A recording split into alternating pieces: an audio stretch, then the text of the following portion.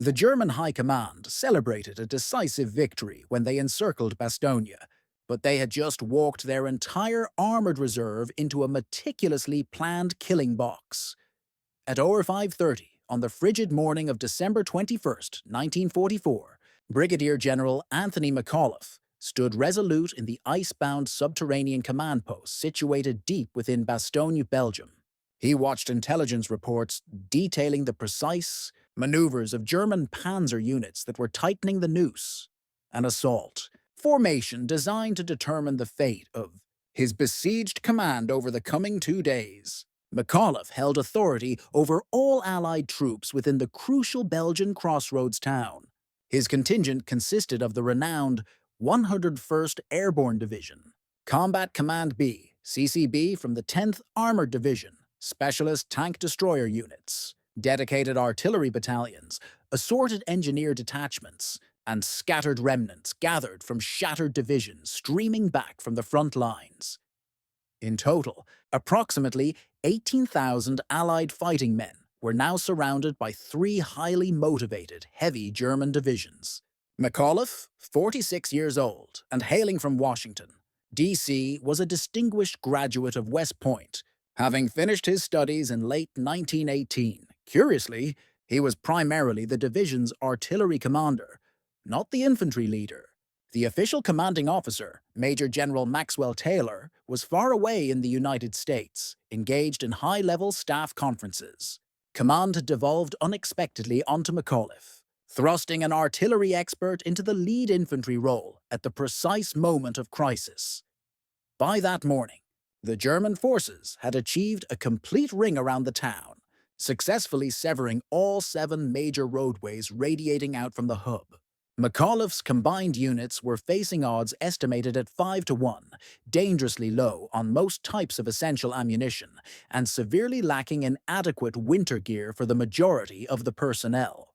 Temperatures plunged relentlessly, bottoming out near -15 degrees Celsius.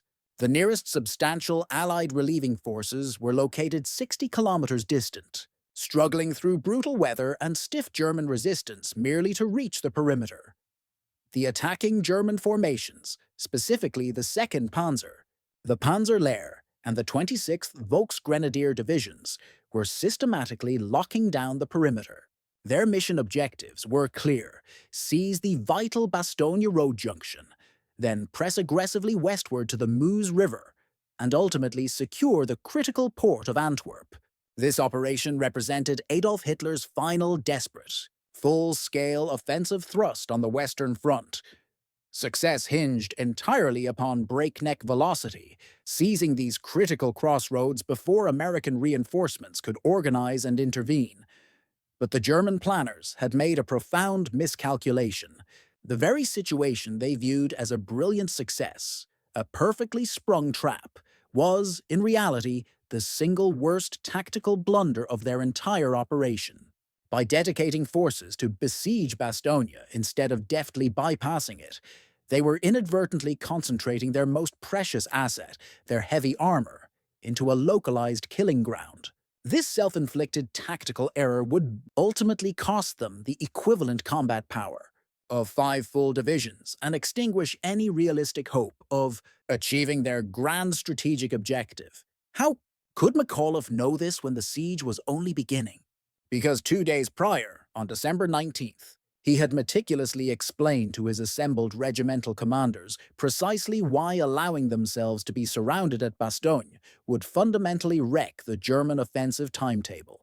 What unfolded over the next 8 days proved McAuliffe's assessment entirely correct, irrevocably destroying Germany's last mobile armored reserve in the West and transforming what appeared to be an utter disaster into one of the most strategically decisive American triumphs of World War II, the first significant American unit to be consumed by the initial German onslaught was the 106th Infantry Division, attacked savagely on December 17th, 1944.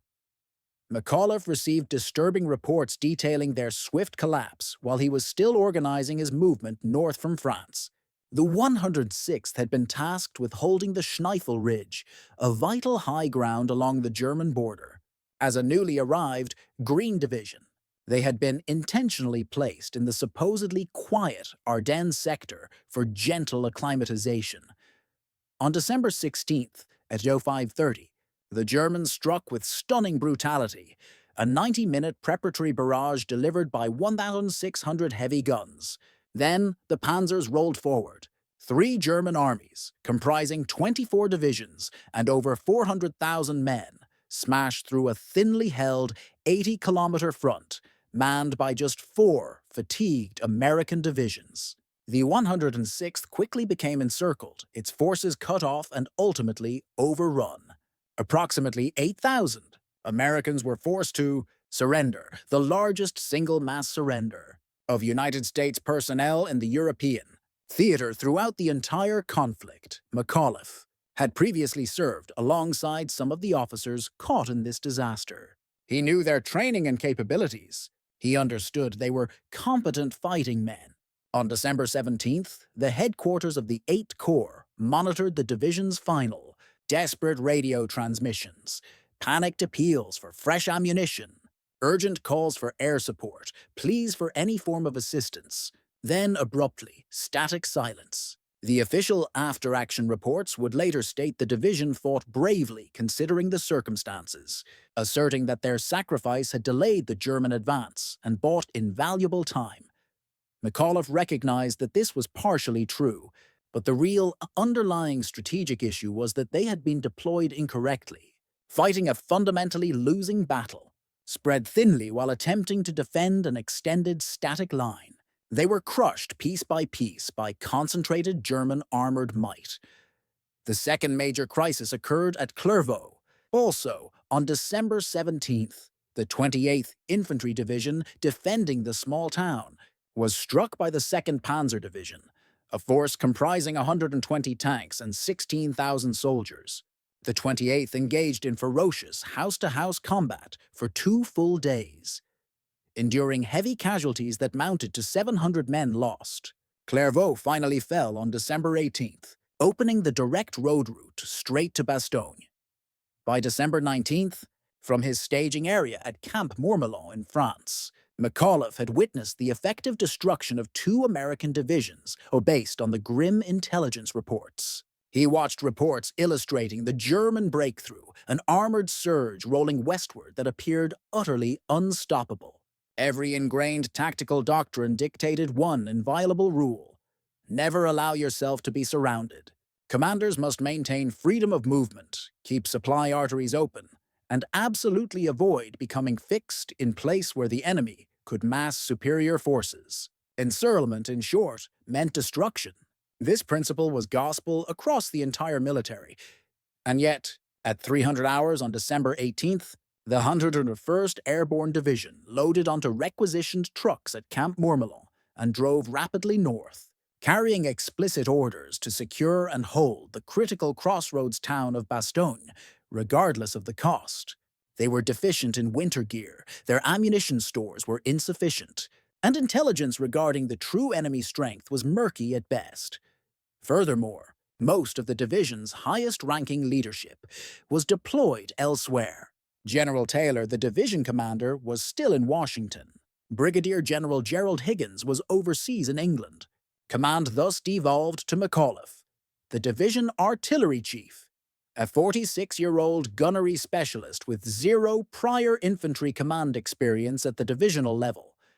McAuliffe reached Bastogne on December 19th at 0900 hours, immediately convening a hurried meeting with Major General Troy Middleton, commander of the 2nd Corps. Middleton's headquarters staff was actively evacuating south as the German advance closed in. The meeting was terse, frantic even.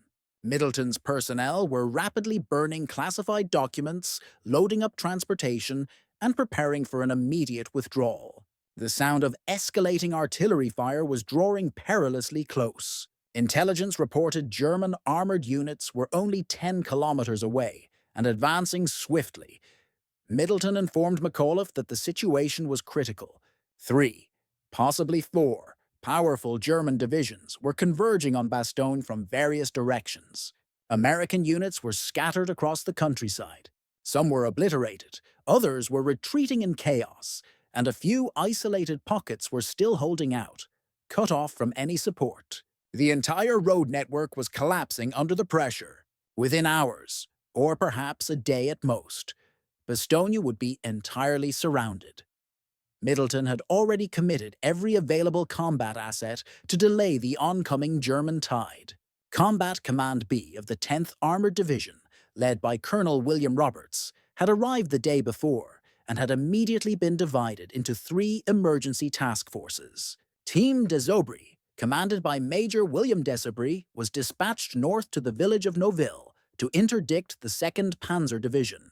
Team Cherry, under Lieutenant Colonel Henry Cherry, was sent eastward toward Longueville to slow Panzerlehr's advance. Finally, Team O'Hara, led by Lieutenant Colonel James O'Hara, was positioned to the southeast to cover another likely approach corridor. These were small, sacrificial units. Each task force comprised perhaps 400 men, a dozen medium tanks, and some mobile tank destroyers. But they were all Middleton could muster. The 10th Armored Teams bought precious critical time. At Noville, across December the 19th and 20th, Team des Aubry, bolstered by elements of the 501st Parachute Infantry Regiment, managed to hold off the entire 2nd Panzer Division for a grueling 36 hours. The combat was ferocious. Close-quarters tank duels fought through thick fog and driving snow. American tank destroyers, including the quick-firing M18 Hellcats from the 705th Tank Destroyer Battalion, accounted for over 30 German tanks destroyed. Although the Germans eventually forced the Americans to pull back, the delay cost the 2nd Panzer 2 full days of lost momentum and inflicted crippling casualties. By the time they finally cleared Noville, the 101st Airborne had firmly entrenched defensive positions around Bastogne. Team Cherry, engaged near Longueville, was surrounded and largely annihilated, but not before inflicting substantial damage and further slowing the German advance. Team O'Hara, fighting near Warden, battled continually from December 19th through the 22nd, executing a phased fighting withdrawal that further retarded the overall German timetable. These desperate, small-unit actions by hopelessly outnumbered forces purchased the essential hours. McAuliffe needed to fully position and fortify the 101st. Middleton's overriding need was for the 101st to hold Bastogne long enough for the remainder of the Allied forces to reorganize and launch a counterattack. McAuliffe inquired precisely how long he was expected to hold the line. Middleton replied honestly that he had no definite timeline. Maybe 3 days, maybe a week, perhaps until you all perish, he conceded grimly. McAuliffe confirmed they would hold fast. Then, Middleton delivered a remarkable statement that McAuliffe would recall decades later. Don't waste time worrying about getting surrounded. If they surround you, you'll have them right where you want them. At the time, McAuliffe initially dismissed this as command bravado, the sort of optimistic rhetoric necessary to sustain morale in dire circumstances. But just 3 hours later, after personally surveying the surrounding terrain, meticulously studying the complex road network, and analyzing the German operational requirements, McAuliffe experienced a sudden, profound realization. Middleton was absolutely correct. Allowing themselves to be encircled at Bastogne was not a precursor to disaster. It was, in fact, an incredible strategic opportunity. December 19th, 1400 hours. McAuliffe convened his regimental commanders in a cramped, cold basement in Bastogne. Present were Lieutenant Colonel Julian Ewell of the 501st Parachute Infantry Regiment, Lieutenant Colonel Steve Chapuis leading the 502nd, Colonel Robert Sink commanding the 506th, and Colonel Joseph Harper overseeing the 327th Glider Infantry. They were joined by Colonel William Roberts from the 10th Armored, along with artillery and staff officers. The room was packed, illuminated only by a single inadequate bare bulb suspended overhead. McAuliffe unrolled a large map on the table. Bastogne sat precisely at the geographical nexus where the 7 main roads intersected. All significant logistical and maneuver traffic in the Ardennes region, north-south, east-west, had to flow through this town. Large, mechanized, armored columns could not execute sustained off-road movement. They absolutely required Bastogne's paved routes. McAuliffe pointed directly at the map and began his explanation, outlining what was inevitable and why this inevitability favored the American defense. The Germans required these roads more desperately than we do, he stated plainly. Their entire offensive strategy is predicated on maintaining breakneck speed. They estimate they have maybe 4 days, to reach the Meuse River before we can concentrate sufficient forces to halt their drive. They must cover 80 kilometers through atrocious winter terrain. They cannot achieve this cross-country with their heavy armor. They must use the roads, and every one of those roads converges right here. The German Panzer divisions are attempting a flanking maneuver, racing west to bypass us. McAuliffe continued. The 2nd Panzer to the north, Panzer Lehr to the south. They fully intend to leave us behind, delegating the task of destroying us to their follow-on infantry divisions. But they cannot afford to do that, because every metric ton of supplies, every liter of fuel, every essential ammunition truck supporting their spearhead divisions has to pass through this critical road network, and we are sitting squarely on top of it. When they eventually encircle us, they are not setting a trap for us. They are committing irreplaceable combat power to hold us in place, forces that should be driving rapidly west. Every German tank they position on our perimeter represents a unit that is not reaching the Meuse. Every artillery battery they align to attack us is a unit not supporting their main advance, he emphasized. Crucially, once they commit these forces, they cannot easily disengage, because we represent an active, irritating force positioned directly behind their main lines, disrupting their logistics. Even more importantly, by surrounding us, they are concentrating their formations into a fixed position around a known, definable objective, which is our objective. The trap worked backward. They will be forced to attack the same targets repeatedly from predictable directions. We know precisely where they will strike, because we control the town center, and they must advance down the roads to reach us. They are mechanized. They are slaves to the road network. We, on the other hand, can prepare sophisticated defensive sectors, pre-register every single yard with our artillery, and position our anti-tank weaponry exactly where they will inflict maximum damage. When they attack, they will be assaulting prepared defenses from predictable vectors, with their supply lines stretched thin behind them. Running through territory, we can continually harass with aggressive patrols. He explained the dual advantage.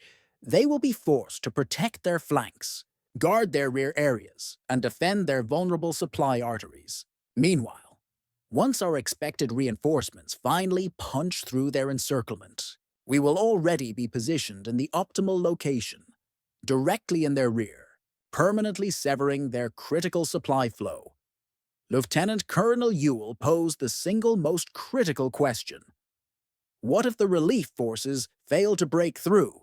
McAuliffe delivered a brutally honest assessment. Then we will all likely perish, but the Germans will not reach the Meuse either, because they will have expended too much time and too much irreplaceable combat power trying to subjugate this one town. Either way, their massive offensive fails. The only open question is whether we survive long enough to witness it. The briefing concluded. The officers dispersed immediately to position their respective units. McAuliffe understood the strategy intellectually, but emotionally, the concept of deliberate encirclement still grated against decades of military training. Being surrounded intuitively felt like utter disaster, yet Middleton's insight was undeniable. In the previous 2 days, he had seen 2 American divisions annihilated by fighting the wrong way, spread thin, attempting to defend everything, thereby defending nothing. The 106th was overrun because it failed to concentrate its limited forces. The 28th was crushed because it attempted to hold insignificant towns that lacked strategic value. Bastogne, however, mattered, and defending one vital hub with concentrated combat power was infinitely superior to defending 100 kilometers of line with scattered, mutually unsupported units. December 20th, noon. The German forces completed the encirclement.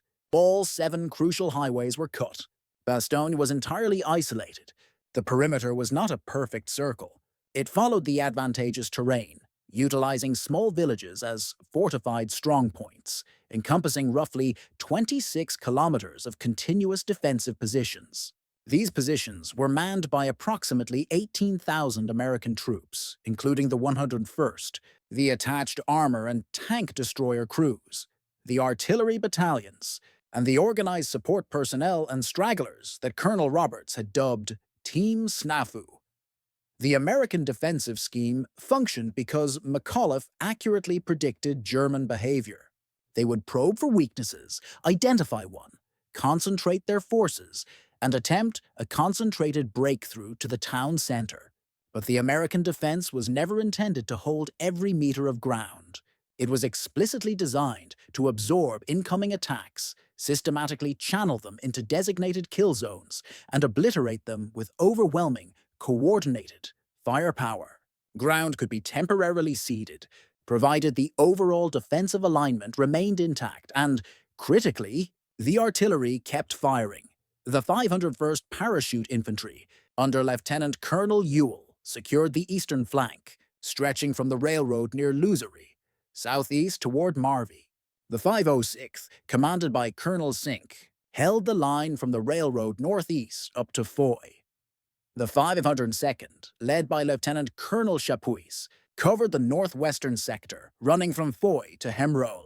Colonel Harper's 327th Glider Infantry held the longest, thinnest sector, wrapping from the 502nd's left flank all the way around the south to Marvy. Centralized behind this ring were 3 battalions of massive 155mm howitzers, commanded by Colonel Thomas Sherburne. The artillery possessed the capability to fire in any direction, having meticulously pre-registered concentrations on every single likely German approach vector. When forward infantry commanders called for fire, the heavy shells impacted the designated target zone in mere minutes, striking exactly where they were needed. The critical mobile reserve, about 40 operational tanks and assault guns from the regrouped remnants of CCB, 10th Armored, was positioned centrally, ready to plug any potential breach. The first significant German probe occurred at 1500 hours on December 20th. An infantry company from the 26th Volksgrenadier Division advanced cautiously up the road from the south toward positions held by the 327th Glider Infantry, the American. Defenders allowed them to approach within 200 meters before unleashing a devastating torrent of fire. Machine guns, rifle fire, and heavy mortars. The organized attack disintegrated completely in 8 minutes. The Germans withdrew immediately, leaving 32 dead soldiers lying on the road. American casualties from that engagement: 3 men wounded, 1 seriously. They had neutralized a German company with 3 minor casualties, simply because the enemy was forced to advance directly up a road into pre-zeroed, prepared positions. McAuliffe, monitoring the escalating radio traffic from his command post, began to fully grasp the profound truth of Middleton's tactical insight. The second attack came at 1730 hours, significantly heavier this time. 2 companies, supported by 6 Mark Vickern Panzers, advanced on the 501st sector near Neffa. They closed to within 150 meters before the American anti-tank assets, M18 Hellcats from the 705th Tank Destroyer Battalion, opened fire with high-velocity shells. 3 Panzers were systematically destroyed in 90 seconds. The remaining tanks hastily reversed course, and the accompanying infantry retreated. American losses: 5 men wounded, 1 Hellcat slightly damaged. German losses: an estimated 80 killed and 3 tanks obliterated. The assault was utterly stopped. Critically, the Germans gained no useful intelligence about the American defenses, because the attacking soldiers either fled or were killed before they could report back. Tomorrow they would likely assault the same location using the same predictable vector, and the Americans would be waiting once more. By December 21st, McAuliffe understood that the defense of Bastogne was not merely about holding territory. It was about achieving a staggering exchange ratio, destroying German fighting units faster than they could possibly be replaced. Every failed attack cost the Germans men and priceless equipment that they could ill afford to lose. Every hour spent assaulting the perimeter was an hour that their critically important spearhead divisions were failing to advance westward.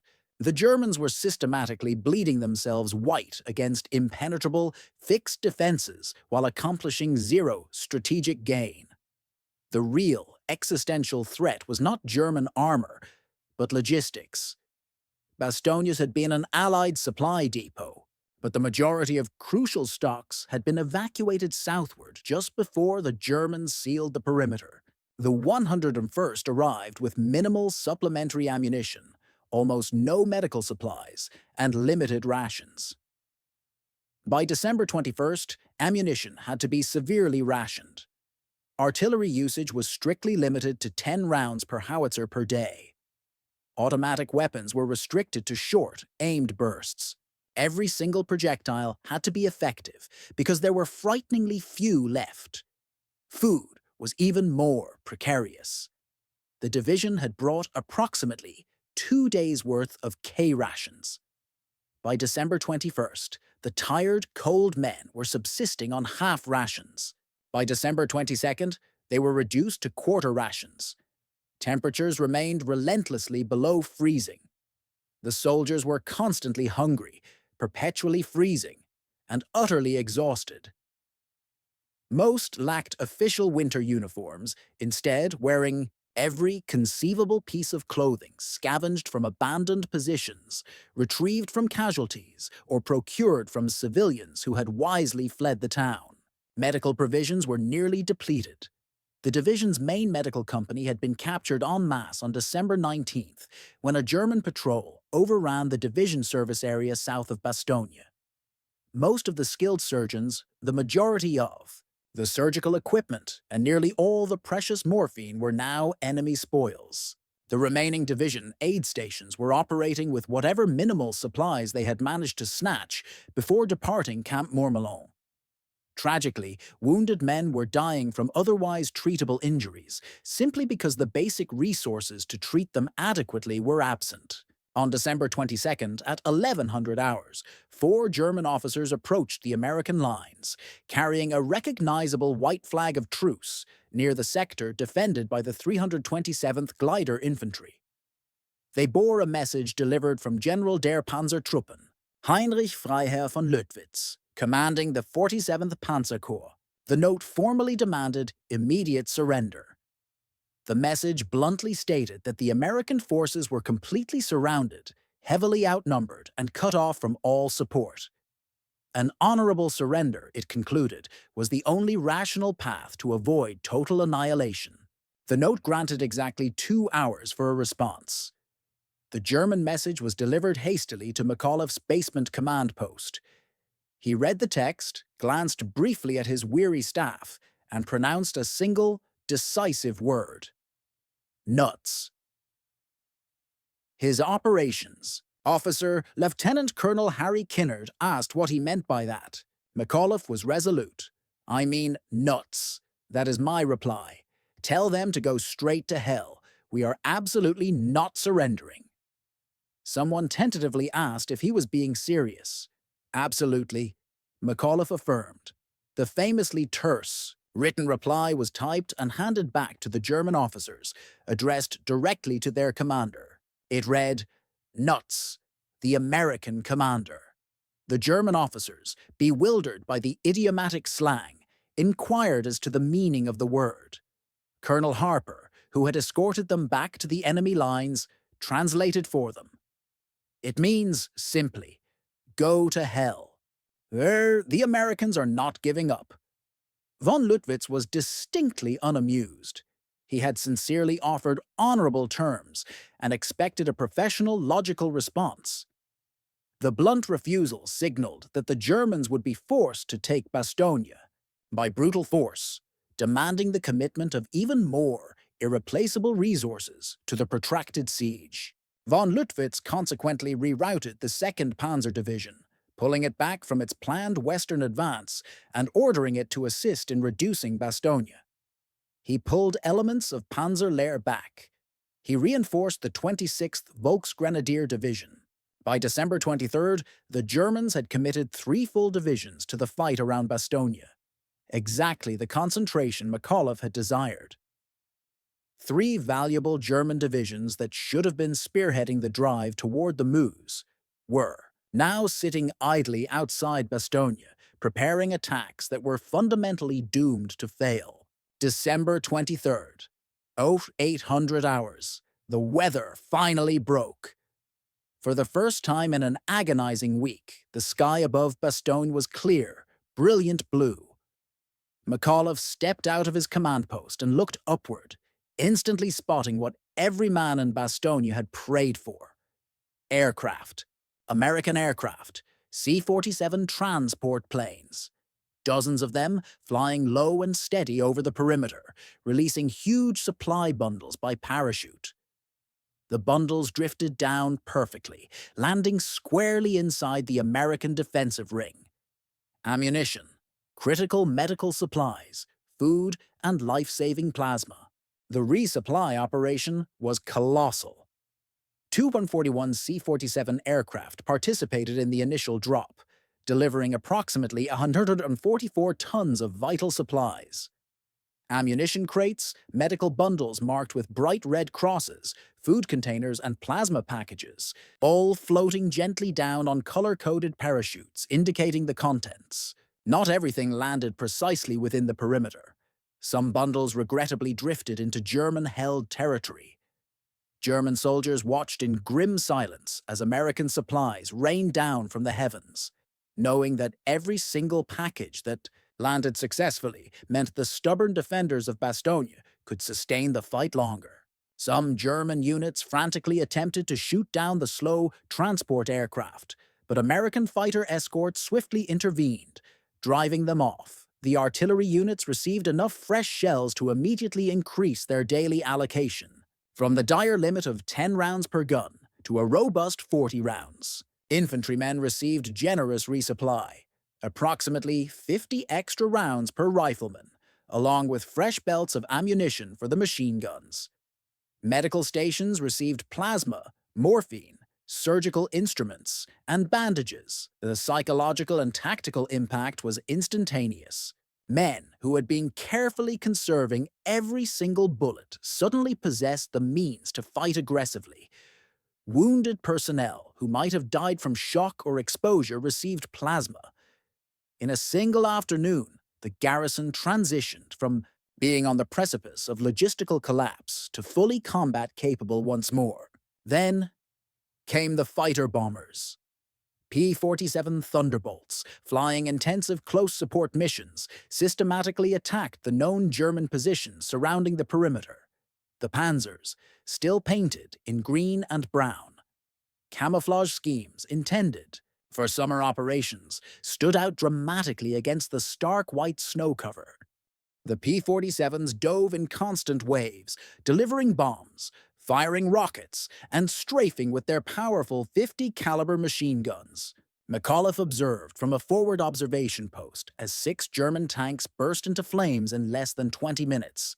The German forces desperately attempted to pull their armor back, but the narrow, congested roads winding through the dense forest made rapid maneuvering impossible.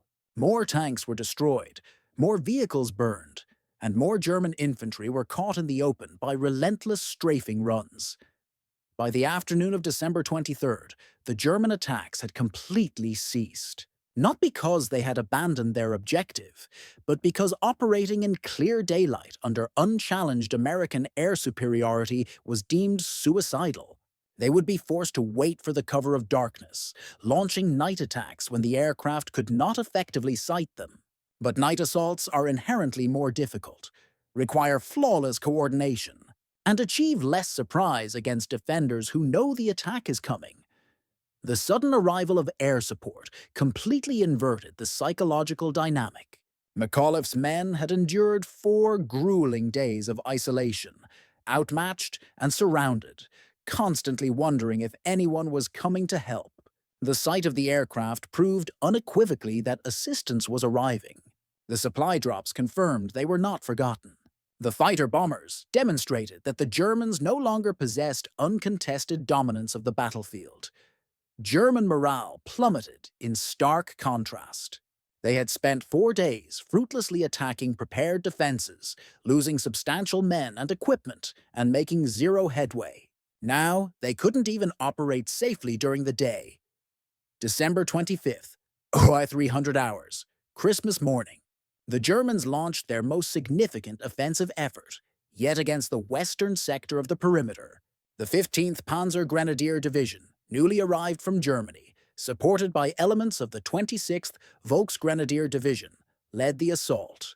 The attack erupted out of the darkness, focused on the small villages of Flamierge and Hembrule, attempting to crash through directly to the center of Bastogne.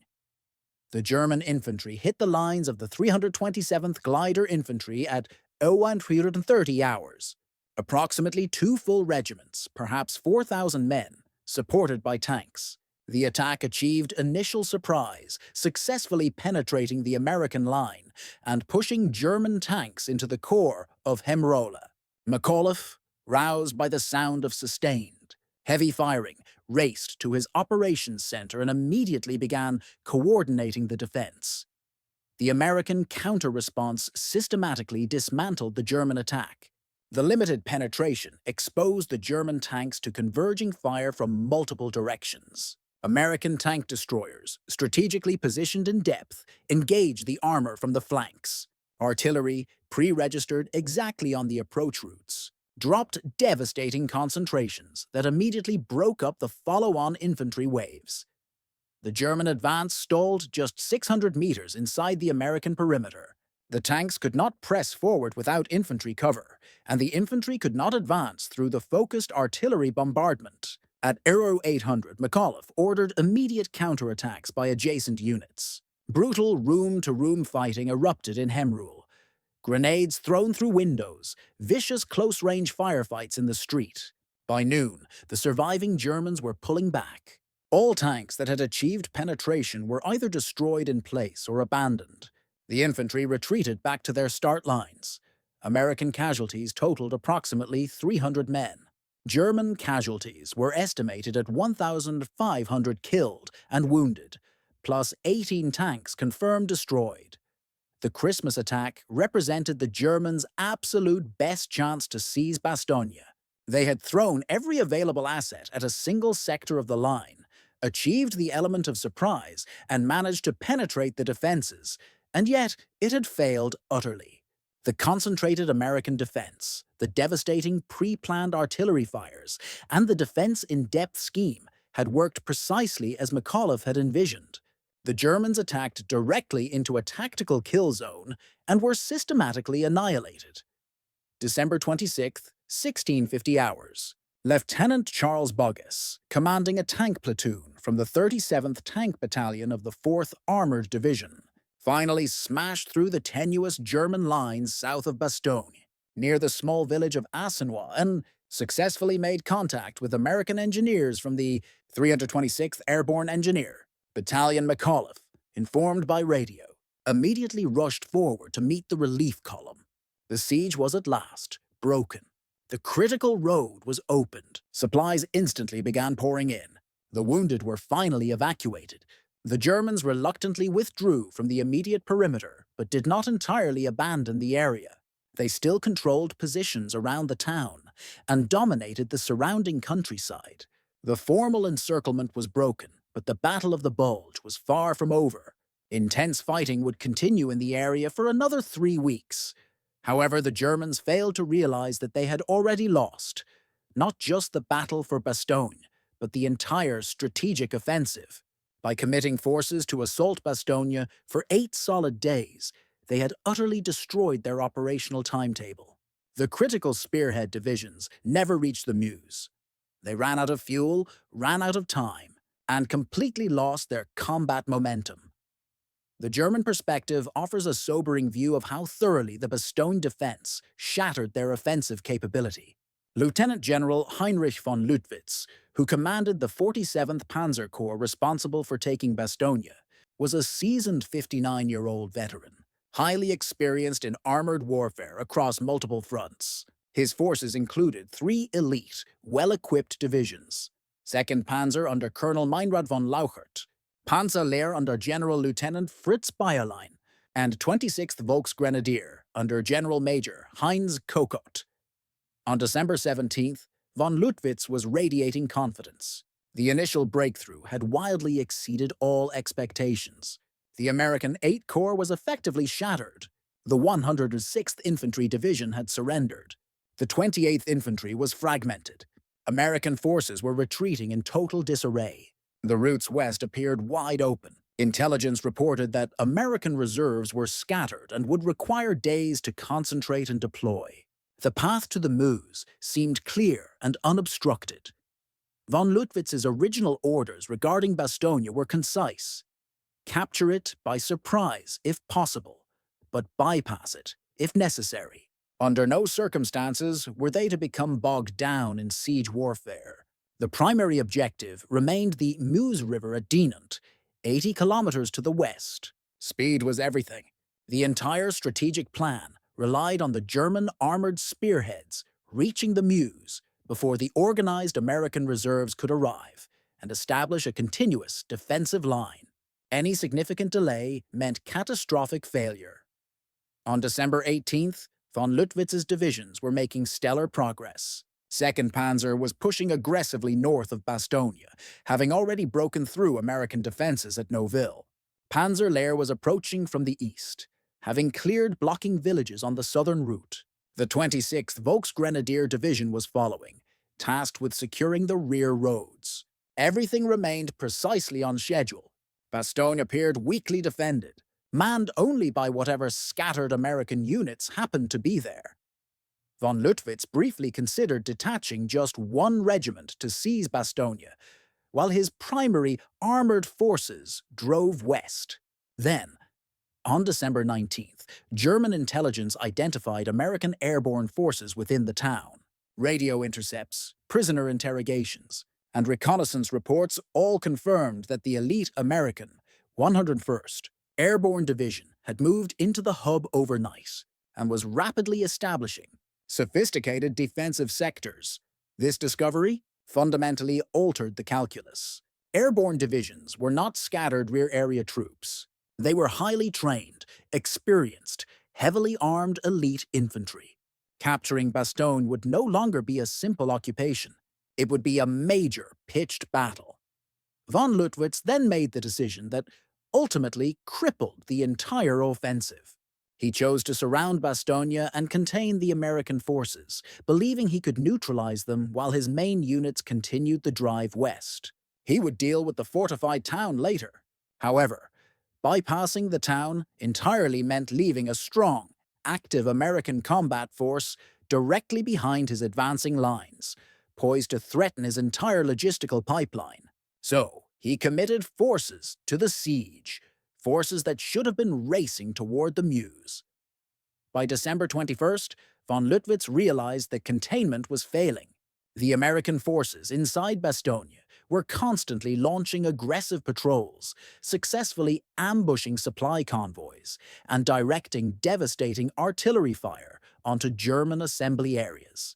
They were not contained. They were dangerously active, and higher command in Berlin was demanding results. The offensive was already behind schedule. The advanced divisions were beginning to run critically low on fuel because supply trucks could not reliably navigate the interdicted roads. Von Lüttwitz desperately needed to take Bastogne simply to secure his logistical network. On December 22nd, von Lüttwitz dispatched the surrender demand. He fully expected the Americans to act rationally, recognizing their hopeless predicament, and accept honorable terms. The American reply, "nuts," first confused him and then drove him to a boiling fury. It meant committing major forces to a costly, frontal assault to reduce Bastogne, forces he needed urgently elsewhere. December 23rd brought the clear weather. Von Lüttwitz watched in disbelief as American aircraft dropped vast quantities of supplies to the defenders and then watched in horror as fighter-bombers systematically attacked his positions. His tanks, painted for summer, were visible targets against the snow. His troop assembly points were easily located from the air. His supply routes were being continually harassed, and he was powerless to stop it, because Germany's Luftwaffe was essentially annihilated and unable to contest American air superiority. The costly assaults on December 25th effectively destroyed von Lüttwitz's best remaining assault division, the 15th Panzer Grenadier. It was bled white against the prepared American defenses. By December 26th, when General George S. Patton's Third Army finally broke through the southern perimeter, von Lüttwitz understood that Bastogne was lost. Worse, he knew the entire strategic offensive was a catastrophic failure. His corps had wasted 9 days fighting for one town instead of advancing west. The timetable was ruined, the Meuse was unattainable. And now, the Americans held Bastogne, a fortress positioned directly in his rear, cutting his supply lines and threatening everything behind the main front. General der Panzertruppen Hasso von Manteuffel commanded the 5th Panzer Army, the main thrust of the offensive. His initial plan required his forces to reach the Meuse by December 19th. By December 21st, his spearhead divisions were still 40 kilometers short, having become critically bogged down around the Bastogne bottleneck. His entire logistical chain was utterly paralyzed because Bastogne controlled the central road network. Von Manteuffel had tried desperately to bypass Bastogne, ordering the 2nd Panzer and Panzerlehr divisions to drive rapidly west around the town. The 2nd Panzer Division, under Colonel Meinrad von Lauchert, was supposed to be the tip of the spear, the formation destined to reach the Meuse first and secure the vital bridgeheads for the follow-on forces. Von Lauchert was an accomplished commander, a veteran of the Eastern Front, confident in his unit's superior fighting capabilities. On December 19th, his division broke American lines north of Bastogne and raced westward with over 100 operational tanks. For 3 days, 2nd Panzer made breathtaking progress. They sidestepped isolated American strongpoints, avoided major engagements, and focused entirely on maximum velocity. By December 22nd, they had covered nearly 60 kilometers and were closing in on the town of Dinant, situated right on the Meuse River. Von Lauchert could visually confirm the river valley from his command vehicle. He was within 5 kilometers of achieving the fundamental operational objective demanded by Hitler. Then, the relentless advance suddenly ground to a complete halt. The division's critical fuel trucks, which were supposed to be following closely behind on the cleared roads through Bastogne, never materialized. American forces within Bastogne were aggressively interdicting the supply routes, ambushing convoys, and calling in devastating artillery strikes on the road junctions. The fuel that should have kept 2nd Panzer moving was burning in wrecked trucks 50 kilometers behind the front lines. On December 23rd, von Lauchert's tanks and vehicles began running dry. Some subunits desperately siphoned fuel from support vehicles to maintain minimal mobility for a few tanks. Others simply stopped where they were, waiting for supplies that never came. The division's advance, which had averaged 20 kilometers per day, dropped instantly to 0. They sat immobile west of Bastogne, visible targets for American reconnaissance aircraft, and systematically targeted by fighter bombers the moment the weather cleared. On December 24th, von Lauchert received chilling reports that American armored forces, specifically the 2nd Armored Division and elements of the 84th Infantry Division, were moving to completely encircle his stranded position. He urgently requested permission to withdraw his exposed division. Higher command immediately refused. Hold position. Wait for supplies. Prepare to continue the attack. But the necessary supplies never came, because Bastogne still controlled the critical roads. On December 26th, 2nd Panzer's trapped spearhead, immobilized near the village of Celles without fuel, was systematically surrounded and destroyed by converging American forces. Major Ernst von Kochenhausen, commanding the 2nd Panzer battle group at Celles, attempted to execute a breakout maneuver, but failed. He attempted to hold fast and wait for relief, but relief never arrived. On December 27th, Kochenhausen reluctantly abandoned his remaining tanks and led approximately 600 men on foot through the American lines, managing to escape the pocket. They left behind virtually all of the division's remaining heavy armor, over 100 tanks, assault guns, and half-tracks, all abandoned and subsequently captured by the American forces. Panzer Lehr tried to rescue the stranded 2nd Panzer, launching 2 aggressive attacks toward Celle. Both were decisively repulsed by the combined action of American fighter bombers and tenacious ground forces. Following the second failed rescue attempt, Panzer Lehr pulled back, having incurred catastrophic losses. The division had entered the offensive with a combat strength exceeding 15,000 men and approximately 90 tanks. By December 28th, its operational strength was reduced to 8,000 men and fewer than 20 functional tanks. It was effectively destroyed as a mobile combat unit. The 26th Volksgrenadier Division, which spent 9 relentless days assaulting the Bastogne defenses, was completely exhausted and severely depleted. It began the battle with 17,000 men. By December 28th, its effective strength was perhaps 7,000. These were casualties incurred from attacking fixed, prepared defenses, suffering punishing air attacks, and absorbing massive artillery concentrations. The division was now incapable of offensive operations. It could barely defend the positions it still occupied. For the high-ranking German commanders, Bastogne represented a total failure of operational execution and planning. They had wrongly assumed that American forces would simply scatter and retreat when faced with a massive surprise offensive. Instead, the Americans concentrated their strength at Bastogne and held their ground with unmatched tenacity. The Germans assumed they could easily bypass strong points and deal with them at their leisure. Instead, Bastogne controlled the critical terrain, the irreplaceable road network, and could not in fact be bypassed without fatal logistical consequences. The Germans banked on the poor winter weather, keeping American air power grounded indefinitely. Instead, the skies cleared on December 23rd, and American air superiority immediately destroyed German mobility and assembly areas. Most critically, German commanders realized far too late that by committing to surround Bastogne, they had inadvertently sealed their own fate. They genuinely believed they were besieging a trapped American garrison.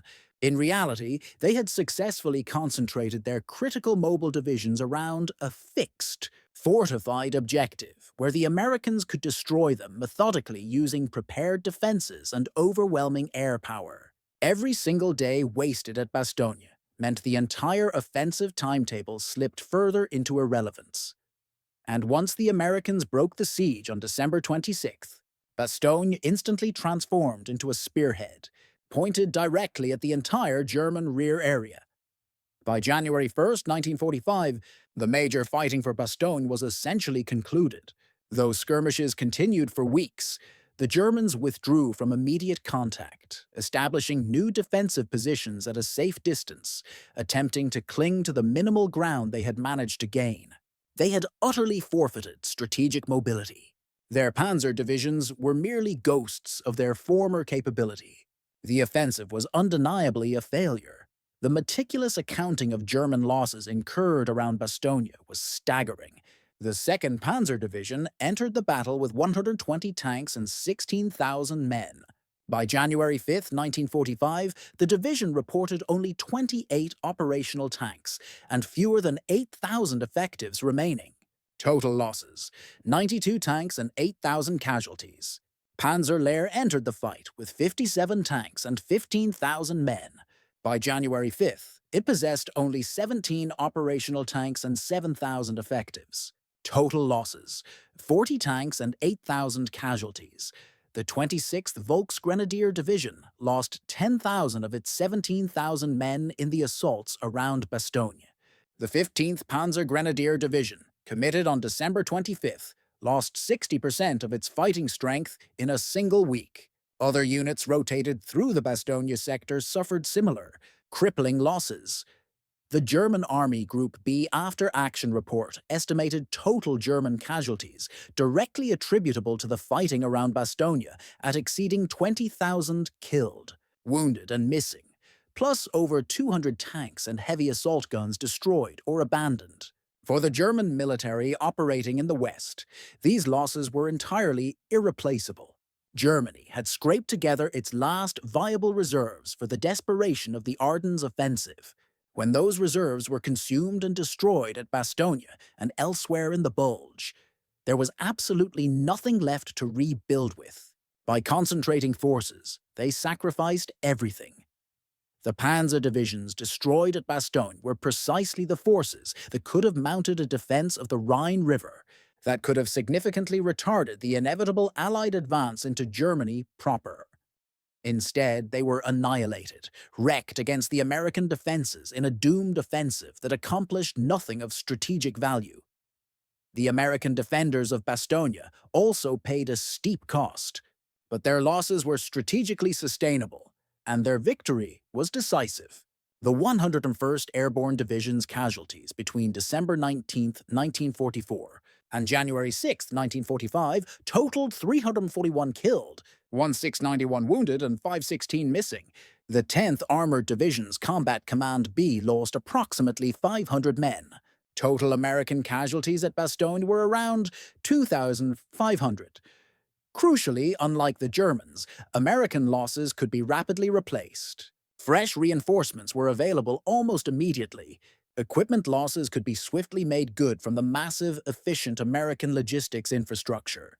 And the Americans had won. They had held the decisive hub, destroyed several enemy divisions in the process, and completely broken the back of Germany's last major offensive on the Western Front. Brigadier General Anthony McAuliffe achieved immediate international fame for his legendary one-word reply to the German surrender demand.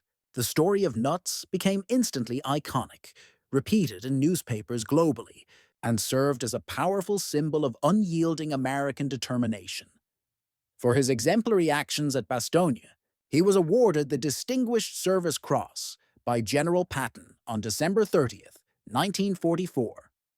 The official citation praised his extraordinary heroism, his ability to inspire leadership under fire, and his continuous personal exposure to enemy attack while directing his troops. He was promoted to Major General on January 3, 1945, and given command of the 103rd Infantry Division, his first divisional-level infantry command. He led the 103rd through the final, desperate months of the war in Europe, crossing the Rhine River and advancing through southern Germany and Austria. His division successfully captured Innsbruck, Austria, and reached the Brenner Pass, linking up with Allied forces operating in Italy. Following the cessation of hostilities, he remained highly influential in the army, holding numerous critical positions. He served as Chief of the Chemical Corps and later as Head of Army Personnel. In 1953, he was selected to command the 7th Army in Europe. 2 years later, he became Commander-in-Chief of United States Army Europe, USA Rear, one of the most strategically important American commands during the tense early years of the Cold War. He was ultimately promoted to 4-star general in 1955. He retired from active service in 1956, after 38 distinguished years. He subsequently worked as a corporate executive with American Cyanamid Corporation until 1963. He also served as chairman of the New York State Civil Defense Commission from 1960 to 1963, applying his immense military experience in complex defense planning to civilian emergency preparedness. When asked about the Battle of Bastogne in his later years, he always reiterated the same fundamental point. The 101st Airborne did not require rescue. They had the Germans precisely where they wanted them. He maintained that the siege had executed exactly according to the necessary strategic plan, that the encirclement was the Germans' fatal error, not an American military disaster. McAuliffe passed away on August 10, 1975, at the age of 77, succumbing to leukemia. He was interred at Arlington National Cemetery with full military honors. His wife, son, and daughter are buried beside him.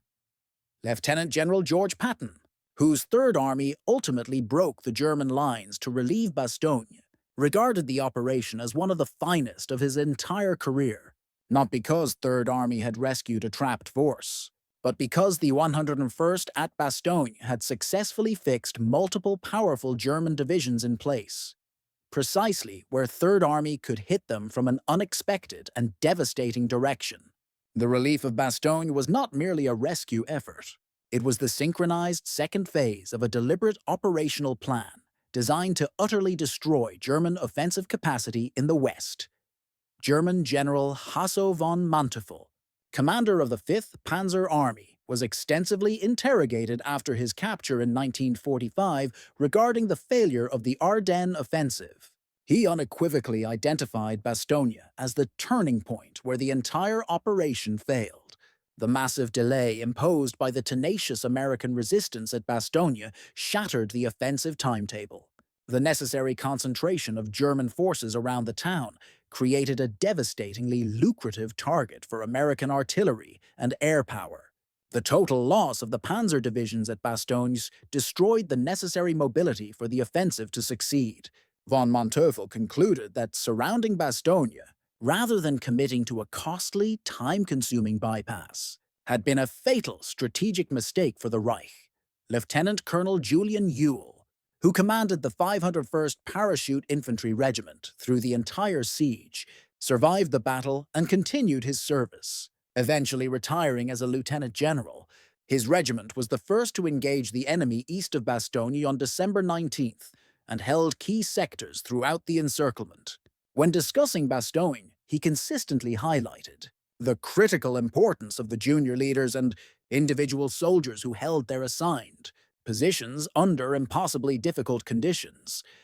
The profound tacticals, lessons learned at Bastogne subsequently, influenced American military doctrine for decades. The concept that defensive positions on critical terrain can successfully fix powerful enemy forces, thereby creating decisive opportunities for immediate counterattack, became fundamental to Cold War defensive planning.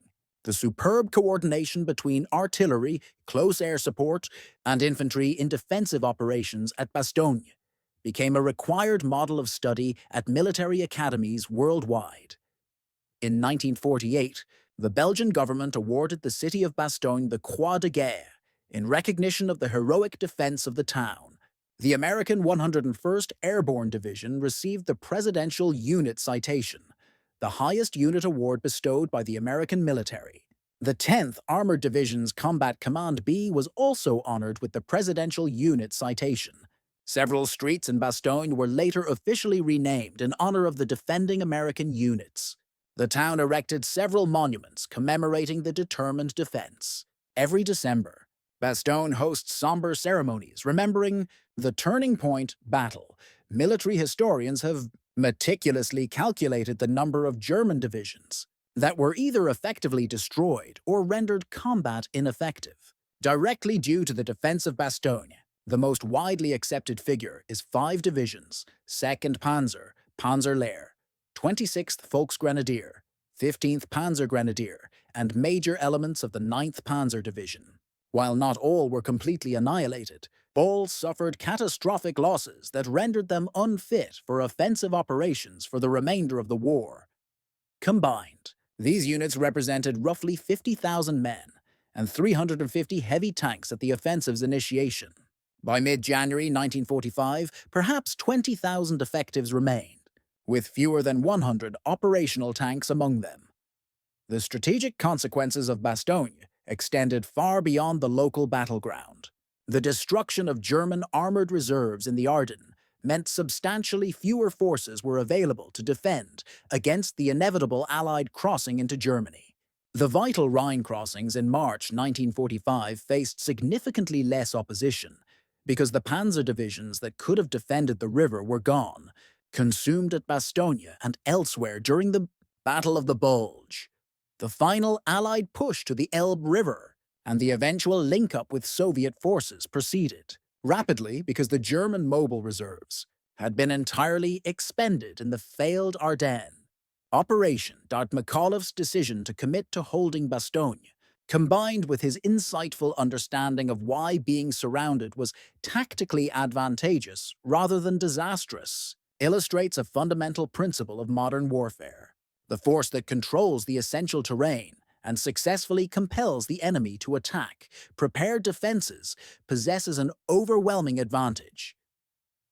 All the vaunted German mobility, all their heavy armor, all their tactical skill, none of it could overcome the systematic defense when they were forced to attack the prepared lines at Bastogne. The Americans chose the ground, perfected the defenses, and annihilated every single German assault systematically. That is the true, enduring lesson of Bastogne. American forces did not merely let the Germans trap them, they actively invited the Germans to concentrate their precious mobile forces around a town the Americans had turned into an impregnable fortress. And then, they destroyed those forces piece by piece with coordinated artillery, devastating air support, and disciplined infantry fighting from fixed, prepared positions. The Germans truly believed they were successfully besieging Bastogne. In fact, Bastogne was strategically besieging them, fixing them in place where American firepower could destroy them at leisure. The trap indeed worked backward, and by the time the German command grasped the extent of their failure, they had lost the equivalent of 5 full divisions and any possibility of achieving their crucial strategic objective. If you found this incredible story of strategic deception and determination as compelling as we did, please take a moment right now to like this video. It is the single most effective way you can help us share more forgotten, pivotal stories from the Second World War. Subscribe to Beyond the Battlefields to stay connected with these untold histories. Every single story matters. Every single one deserves to be remembered. And we genuinely value your perspective. Leave a comment below, telling us where you are watching from. Our community spans from Texas to Tasmania, encompassing veterans and passionate history enthusiasts alike. You are a crucial part of something truly special here. Thank you for watching, and thank you for helping keep these vital stories alive.